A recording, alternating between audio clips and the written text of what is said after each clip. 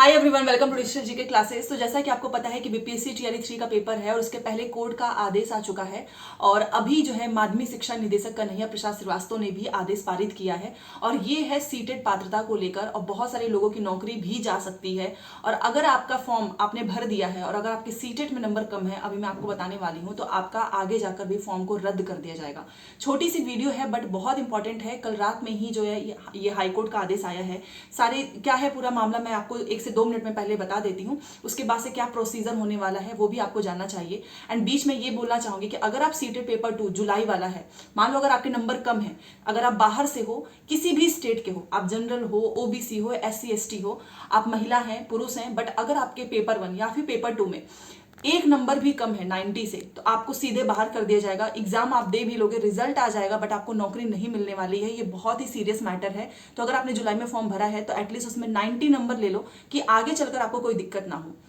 और ये जो मामला सामने आया है ना, ये आपका 6 to 8 से ही रिलेटेड है, पेपर 2 से ही रिलेटेड है। उसमें संस्कृत विषय से किसी महिला ने जो है आवेदन किया था और वो बाहर की थी, बट आपको पता ही है कि विज्ञापन में सारी चीजें क्लियर नहीं थी, तो फिर उसके 89 नंबर आए और अब कोर्ट ने बोल दिया कि नहीं भाई, बाहरी वालों को कोई भी इसमें छूट नहीं मिलने वाली है। तो अब सोचो, इतनी लड़ाई लड़ने के बाद फिर नौकरी भी गई, समय भी गया।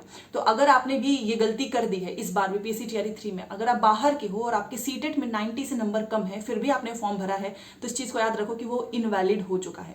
तो इस बार का जुलाई है, उसको क्लियर कर लेना, उसमें आपके नंबर अच्छे खासे आने चाहिए। और अगर आपका सोशल साइंस का विषय है तो हिस्ट्री का मैंने पेड नोट्स बना दिया है, 49 रुपीज में आप ले सकते हो। देखो समय कम है, इसमें ज्यादा से ज्यादा पढ़ाई करो। अगर आपको नोट्स मिल रहा है तो नोट्स ना बनाओ, रिवीजन करो। वैसे भी सोशल साइंस में आपका हिस्ट्री, ज्योग्राफी, पॉलिटी, ये तीनों से 40 नंबर का आता है। सबसे ज्यादा क्वेश्चन हिस्ट्री से आते हैं 15 नंबर का, और यही 15 नंबर का नोट्स मैंने बना दिया है बाइलिंगुअल में। तो व्हाट्सअप नंबर कॉमेंट सेक्शन में है, तुरंत मैसेज करना है, तुरंत आपको मिल जाएगा। सबसे पहले ये मैं आपको बताना चाहूंगी कि स्टोरी स्टार्ट कैसे हुई। आपको पता है कि जब विज्ञापन निकला था बीपीएससी का, तो स्टार्टिंग में ही अगर आपने पढ़ा होगा तो बहुत सारे लोगों को कंफ्यूजन था।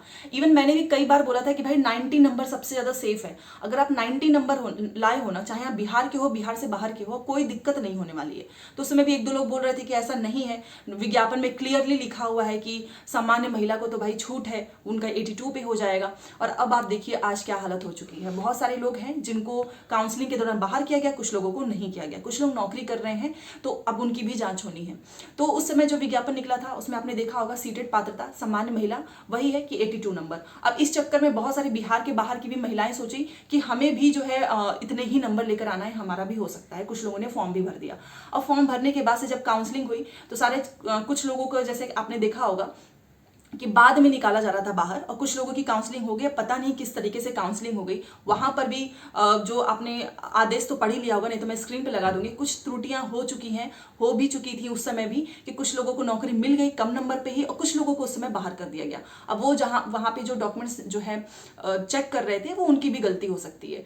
तो इस चक्कर में जो एक महिला थी जो कि संस्कृत विषय से और 6 to 8 वर्ग के लिए अप्लाई किया था, तो 89 नंबर थे। तो होता है कि भाई हम तो विज्ञापन के तहत चल रहे हैं, तो उसने याचिका दायर कर दी कि हमारी नौकरी, हमें क्यों नहीं जॉब मिली है। उसके बाद से सुनवाई हुई, सुनवाई के बाद से हाईकोर्ट का ये आदेश आया कि जो ये आरक्षण का लाभ मिल रहा है, जो 50% आरक्षण दिया गया है ना, वो केवल और केवल बिहार की ही निवासी महिलाओं को दिया गया है।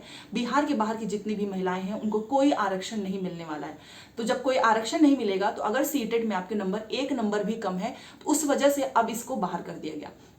तो हाईकोर्ट का आदेश आया है और कुछ लोगों की नौकरियां भी चली जाएंगी जो लोग नौकरी कर रहे हैं, और इसकी दोबारा से अच्छे से जांच होने वाली है। तो यही आपने देखा होगा कि बहुत सारे कंफ्यूजन थे, बट इन महिला ने जो याचिका दायर की थी कि हमारा तो भाई नंबर है, हमें मिलना चाहिए, बट कोर्ट ने बोले कि नहीं, 5% छूट नहीं मिलने वाला है किसी को भी। आपको भी सामान्य में ही आप काउंट होंगी, चाहे आप किसी भी कास्ट के हो, आपको सीटेट में 90 नंबर ही चाहिए। तो अब ये मामला ही खत्म हो चुका है। तो अब आप एक चीज ध्यान रखो, क्योंकि अभी जस्ट जब से कोर्ट का आदेश आया है ना, तो जो माध्यमिक शिक्षा निदेशक हैं कन्हैया प्रसाद श्रीवास्तव, उन्होंने आदेश पारित कर दिया है कि सीटेट में इसके पहले भी अगर कोई महिला, बाहर की महिला को नौकरी मिल चुकी है कम नंबर पे, उनकी भी जांच होगी।